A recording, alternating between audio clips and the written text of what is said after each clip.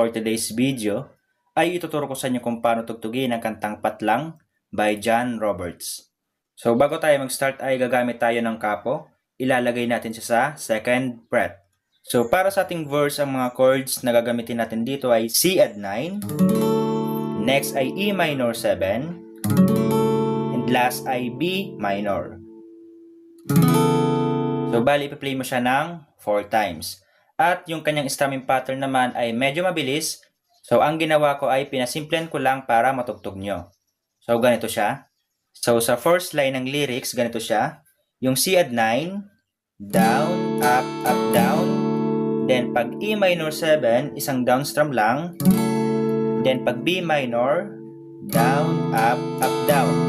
At kung may sarili kayong version ng strumming pattern ay yun na lang yung gamitin nyo. So etong pinapakita ko ay suggestion ko lang para madali lang matugtog ng mga beginners. So kapag kinanta natin siya, ganito yung resulta niya. O tila ba namamanhid na. Nakuha ba? Then sa second line ng lyrics hanggang matapos yung verse 1, yung strumming pattern niya ay ganito na. Sa C add 9, down, up, up, down. Then sa E minor 7, ganito na. Down, up, up. Then pag B minor, isang down strum na. So ganito siya kapag tinugtog natin. Wala na akong nadarama. Then next. Nakatulala, nakatinuka, umiiyak, pinapahalata. Proceed na tayo ng pre-chorus.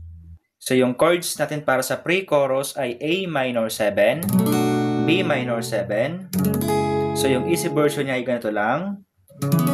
Next ay C, and last ay D. Then yung strumming pattern natin sa pre-chorus ay down, up, up, down.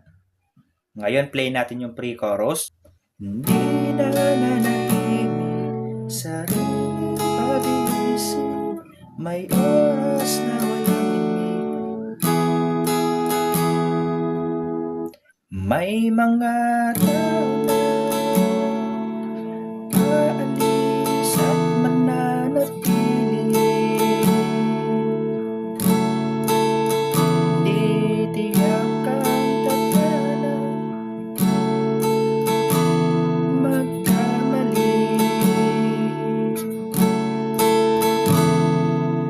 So after ng chorus ay ipi-play mo naman yung verse 3 and yung pre-chorus. So pagkatapos niyan ay instrument.